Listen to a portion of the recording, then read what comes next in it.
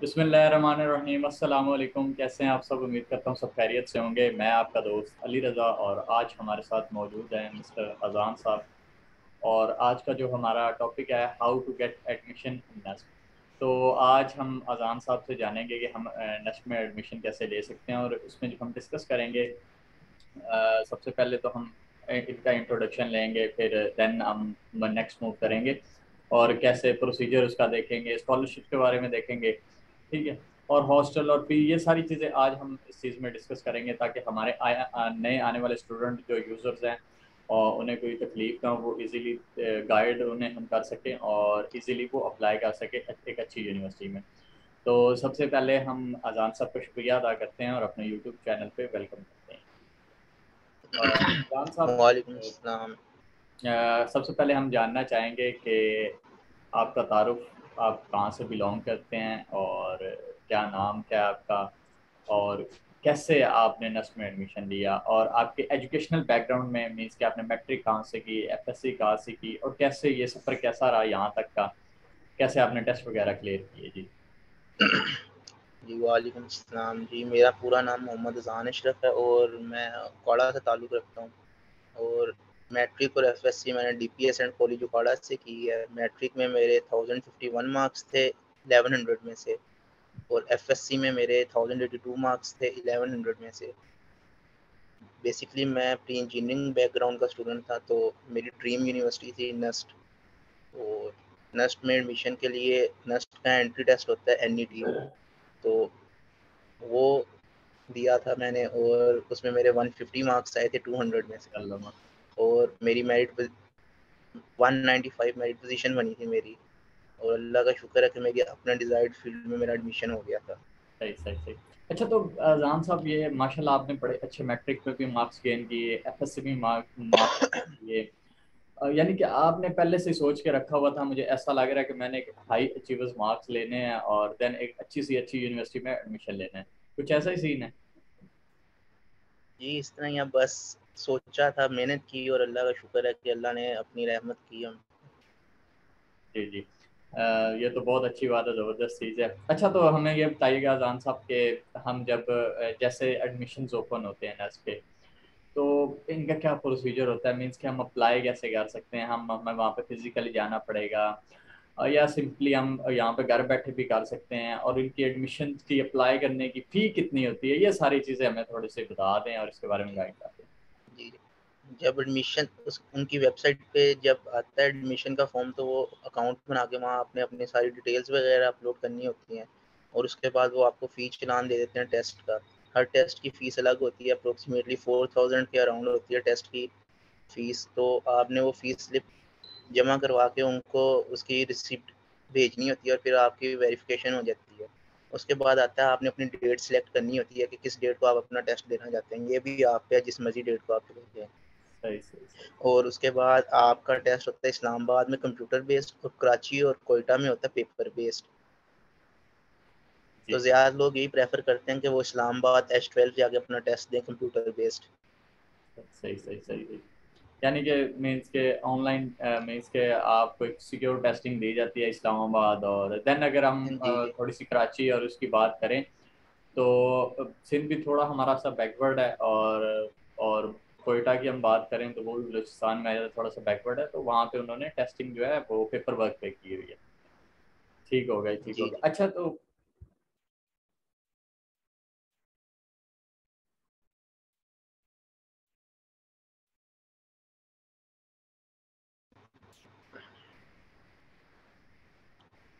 अच्छा, तो हम बात कर रहे थे मीन्स के टेस्टिंग की। अच्छा, तो मीन्स के हमें ये बताइएगा अजान साहब के, जब हम टेस्ट के लिए जाते हैं तो उसके लिए हमारी प्रिपरेशन कैसी होनी चाहिए?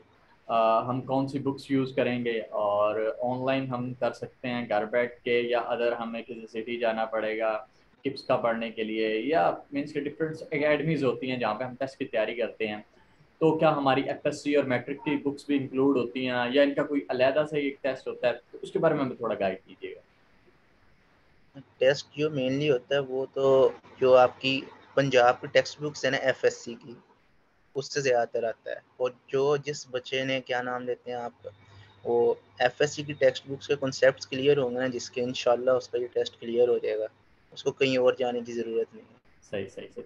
अच्छा तो हमें बताइएगा थोड़ा सा ये। लेकिन जी जी। साथ साथ आप एक ऑनलाइन बुक आती है ओईटीपी के नाम से, उसमें जो नस्ट के पास्ट एमसीक्यूज होते हैं वो दिए होते हैं। तो कभी कभार ये होता है कि वो एमसीक्यूज रिपीट भी हो जाते हैं। तो अगर अपनी एफएससी की बुक्स और ओईटीपी को अच्छी तरह कर लेंगे तो आपका इंशाल्लाह टेस्ट क्लियर हो जाएगा। सही सही सही सही।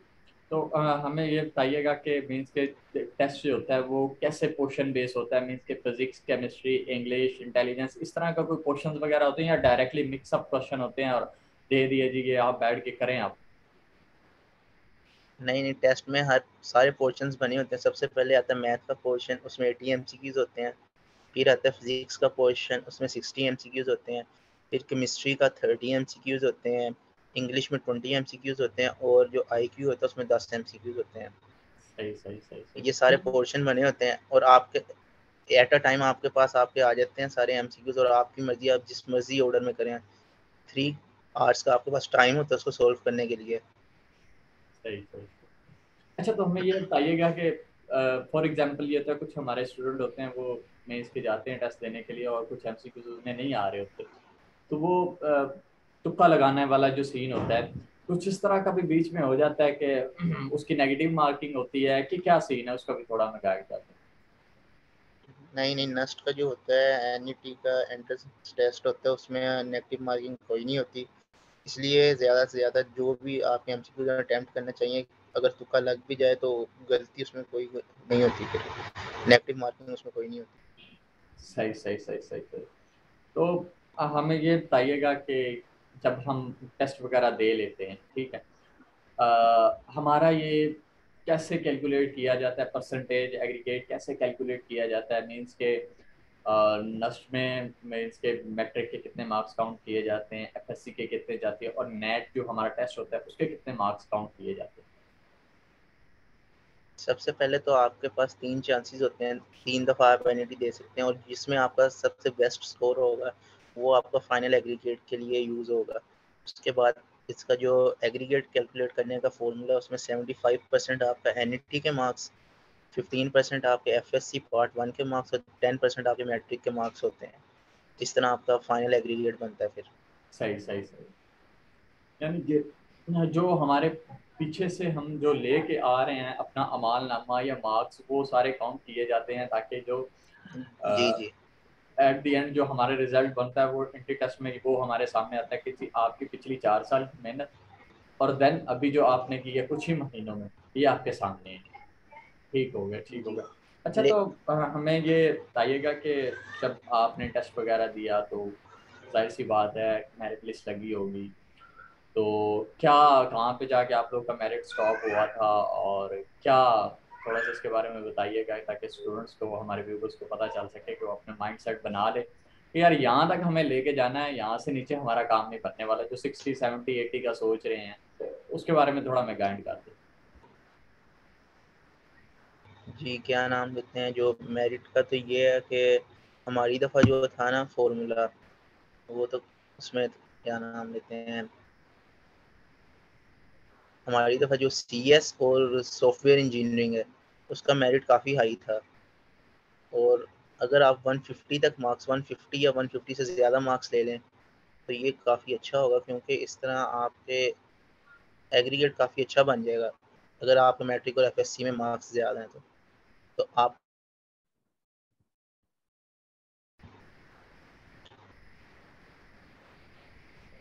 जी जो हमारी मैं बात सुना। अगर 150 या 150 प्लस मार्क्स ले लें तो ये काफ़ी अच्छा होता है, क्योंकि इस तरह आपका एग्रीगेट तकरीबन 80% के करीब चला जाता है। और जब आपका एग्रीगेट 80 के करीब होता है तो आपकी मेरिट पोजीशन जो है वो टॉप 200 टॉप 300 में आ जाती है, टॉप 250 में। तो इस तरह आपके जो हाई मेरिट फील्ड वाले फील्ड्स हैं ना, उनमें आपका एडमिशन लेना काफ़ी आसान हो जाता है। अगर मैं अपनी बात करूँ तो जब मेरा एग्रीगेट बना था तो 80.5 समथिंग था, और मेरी मेरिट पोजीशन थी 195, और मेरा अप्रोक्सीमेटली सारी फील्ड्स में तकरीबन एडमिशन हो चुका था नस्ट में। लेकिन मैं सी एस एस सी छोड़ के अपनी जो जिसमें मेरा शौक था जाने का, मैं इलेक्ट्रॉनिक्स उसमें गया। अभी भी जो ज़्यादातर स्टूडेंट्स आ रहे हैं उनका ध्यान एससी और सीएस की तरफ है और इनका मेरिट हर आते साल के साथ आगे आगे बढ़ता ही जा रहा है। सही सही सही।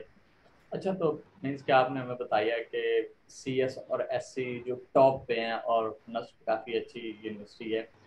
तो हमें ये बताइएगा कि मीन्स के जब हम एडमिशन्स वगैरह लेते हैं, ठीक है, तो इन केस के हमें कौन कौन सी डिग्रीज वगैरह ऑफर करवाई जाती है कि आप CS SC electronics environmental mechanical electrical BBA को इस तरह की काफ़ी ज़्यादा हमारे यहाँ डिग्रीज हैं, तो नस्ट कौन कौन सी ऑफर करवाता है?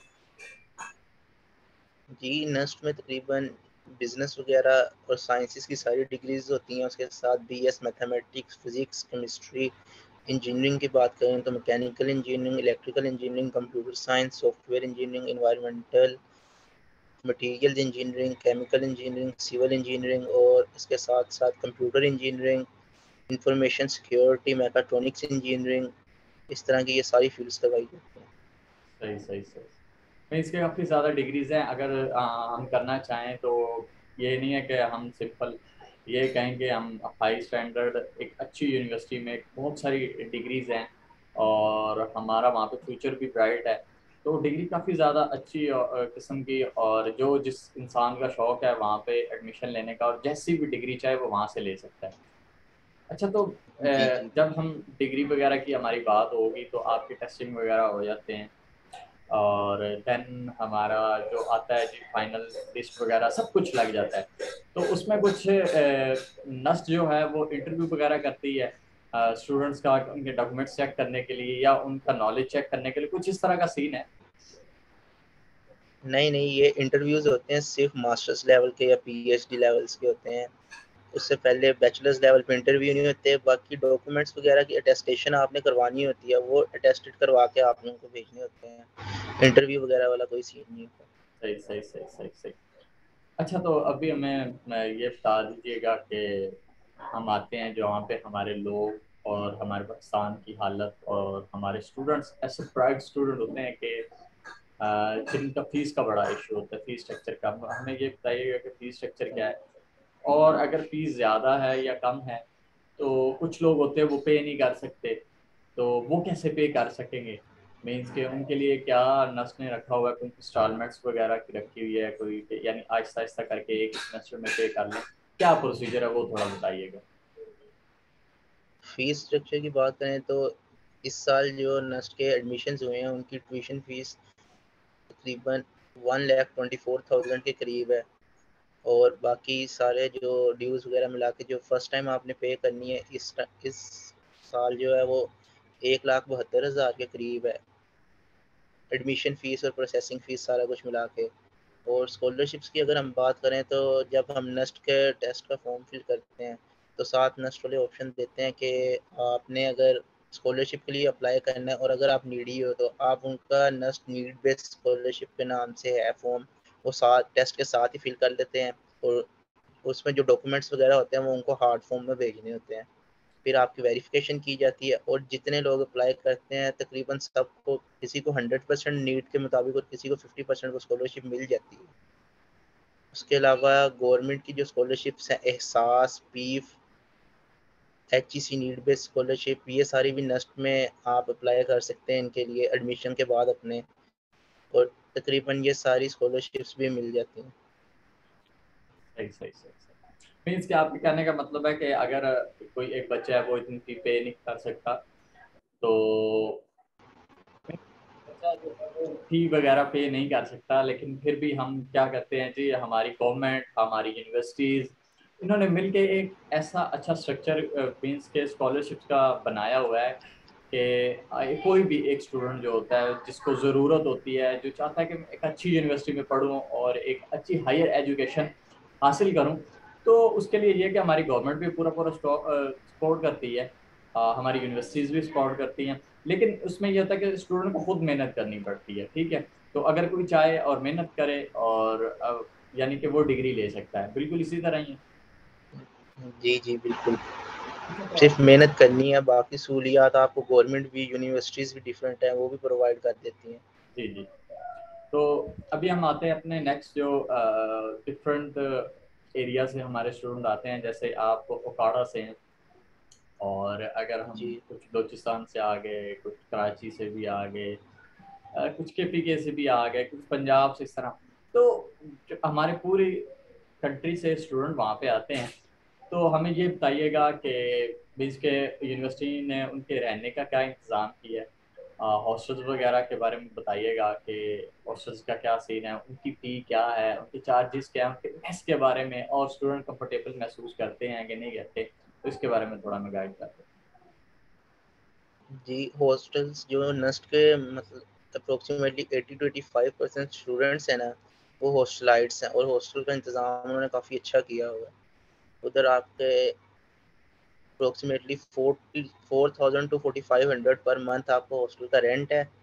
और हॉस्टल की फैसिलिटी काफ़ी अच्छी है एज़ कम्पेयर टू जो बाहर हॉस्टल्स बने हुए हैं ना, उनसे काफ़ी अच्छी सहूलियात है, और मेस भी काफ़ी अच्छा होता है बाहर के हॉस्टल्स के मुकाबले में।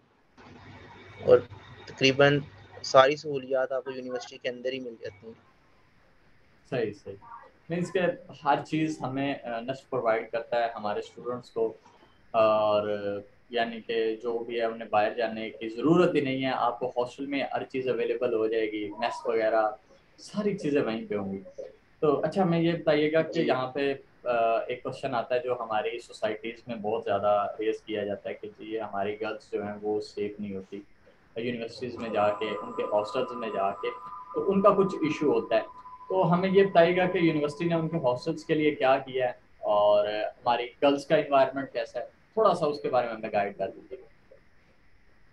जी जी, जो गर्ल्स के हॉस्टल हैं वो अलग से उन्होंने बनाए हुए हैं एक अलग जगह पे, और उनकी सिक्योरिटी का भी काफ़ी अच्छा इन्होंने इंतज़ाम किया हुआ है। ओवरऑल वैसे भी नस्ट आर्मी के अंडर आती है, तो हर वक्त आर्मी फुल टाइम सिक्योरिटी के लिए उधर मौजूद होती है पूरी यूनिवर्सिटी में। पूरा इंतज़ाम जो यूनिवर्सिटी का वो आर्मी के अंडर ही है। सही सही सही, यानी कि हमारी गर्ल्स के कंप्लीट और सिक्योर हैं, उन्हें डरने की ज़रूरत नहीं है। वो इजीली ये सारी चीज़ें जी जी मैनेज हो जाती हैं, ताकि एक जो वालदैन या हमारी सोसाइटी सोचती है कि यार हम लड़कियों को नहीं पढ़ा सकते, कॉलेज लेवल तक इनफ है, क्योंकि आगे कुछ इस तरह के मामला होते हैं, लेकिन उन्हें चाहिए कि वो आगे भी कोशिश करें, क्योंकि हमारी यूनिवर्सिटीज़ काफ़ी ज़्यादा सिक्योर हैं, और नस्तो काफ़ी ज़्यादा, क्योंकि हमारी आर्मी के अंडर आती है। ठीक है, तो बड़ी अच्छी बात है, ताकि हमारी जो गर्ल्स हैं, जो कि हमारी माएँ बहनें, बेटियां, बीवी जो भी पढ़ना चाहती है, जैसे भी मास्टर्स या पीएचडी या ग्रेजुएशन जो भी करना चाहती है, वो इजीली सिक्योर रह के कर सकती है। अच्छा, तो हम लास्ट आपसे क्वेश्चन ये करना चाहेंगे कि आप हमें कुछ एडवाइसेस दें हमारे स्टूडेंट्स को, जो इनके इस कार्ड में आपको फेस हुई थी, अपना जीपीए मेंटेन करते हुए, एनवायरनमेंट को समझते हुए, हॉस्टल लाइफ को देखते हुए, तो और टीचर और स्टूडेंट का जो रिलेशन होता है उसके लिहाज से, फ्रेंड्स का रिलेशन और हमारी गर्ल्स का रिलेशन, और ओवरऑल जो हमारा इन्वायरमेंट है यूनिवर्सिटी का, उसके बारे में हमें थोड़ा गाइड कर दीजिएगा, ताकि लोग अच्छे तरीके से पता चल सके कि हमारी यूनिवर्सिटीज़ कैसी हैं, और क्या क्या इन्वायरमेंट है, और कैसा फ्रेंडली है या थोड़ा सा अजीब गरीब है, तो उसके बारे में थोड़ा हमें बता दें। जी, जीपीए की आपने बात की है, तो जीपीए मेंटेन करने के लिए आपको रोज़ का काम रोज़ थोड़ा-थोड़ा काम होता है, काम इतना ज़्यादा नहीं होता, लेकिन जब इकट्ठा काम हो जाता है फिर तो आपको पता ही है कि जब इकट्ठा काम हो जाए फिर काफ़ी टाइम लग जाता है। और यूनिवर्सिटी में जब पेपर्स होते हैं तो छुट्टी का कोई सीन नहीं होता, आपका हर रोज़ 1 हफ्ते में पेपर होने हैं, और हर रोज़ लगातार पेपर होते हैं। तो अगर आप साथ का साथ काम करेंगे तो तभी आपका ये जीपीए वगैरह मेंटेन रह सकेगा। और आपने टीचर्स के साथ रिलेशन की बात कि जब आपको पता है आपके डिपार्टमेंट में टीचर्स हैं और 4 साल उन्हीं टीचर्स ने आपको डिफरेंट सब्जेक्ट्स पढ़ाने हैं, तो आपको उनके साथ एक बहुत ही अच्छा रिलेशनशिप बन जाता है। और जो हॉस्टल की आपने बात की है, हॉस्टलाइट्स आपके फ्रेंड्स जो होते हैं, आपके क्लास फेलोज़, आपके डिपार्टमेंट फेलोज़, और जो डिफरेंट डिपार्टमेंट्स के भी होते हैं। क्योंकि शुरू में तो इस तरह होता है कि आपके ज़्यादातर कोर्सेज़ सेम रखे जाते हैं, ताकि अगर किसी ने फर्स्ट ईयर के बाद अपना डिपार्टमेंट वगैरह चेंज करना है तो वो भी कर सके, और कोई इतना मसला नहीं होता उसमें। बस आपका जीपीए 3.5 से ऊपर होना चाहिए।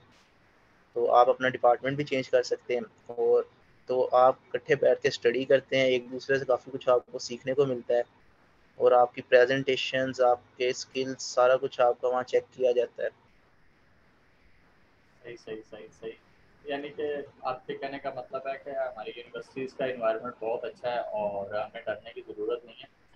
और यानी कि सब लोग वहाँ पे सिक्योर हैं और हमारे स्टूडेंट भी, और इसके एक सीनियर और जूनियर्स का भी जो एक रिलेशन होता है और स्टूडेंट और टीचर का भी जो जी, जी। रिलेशन होता है, सब एक अच्छा सा रिलेशन है उनका, और कोई भी हमें इशू नहीं है। तो थैंक यू सो मच अजान जी, जी। साहब, आपने हमें काफ़ी चीज़ें डिटेल में बताई और हमारे व्यूवर्स को गाइड किया।